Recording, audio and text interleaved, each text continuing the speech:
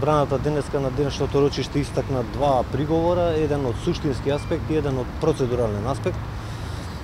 Процедуралниот аспект беше во поглед на изнесените воведни говори од страна на јавниот обвинител, кој според одбраната сметаме дека е вон од рамките предвидени, односно вон од рамките на Законот за кривична постапка, односно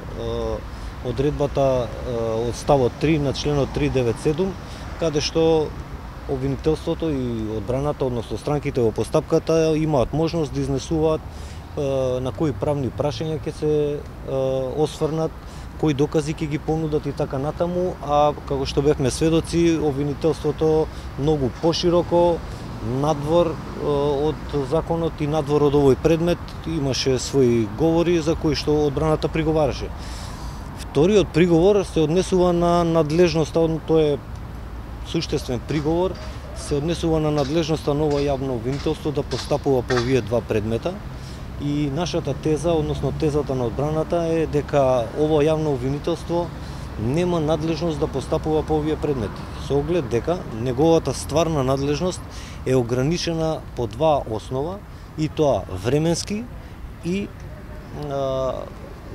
за да ова обвинителство може да гони, мора да произлегува некакво кривично дело од содржината на незаконското следење на комуникациите. Со оглед дека обвинителството во овој предмет и во овие два предмета, кои што се споени, не понуди ниту еден доказ за својата надлежност, односно не достави ниту една снимка како што тоа го прави во сите други предмети, и тоа на општо задоволство на обвинителството, во оваа постапка ниту има, ниту може да понуди таков доказ, и поради тоа тоа не е надлежно да постапува по овој основ, односно по основот содржината од незаконското следење на комуникациите. Вториот основ по кој одбраната смета дека исто така е ненадлежно обвинителството е тоа што тоа според законот и членот 22 каде што е регулирана надлежноста на ова јавно обвинителство, стои дека незаконското следење на комуникациите кој може да биде гонет од страна на ова обвинителство е во периодот помеѓу 2008 и 2015. Значи никако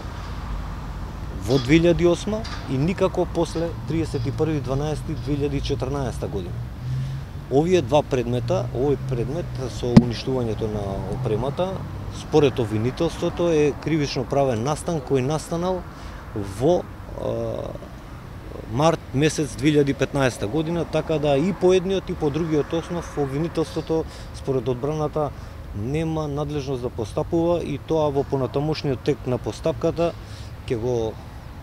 истакнуваме и ќе го бараме и во сите инстанции ќе биде предочувано.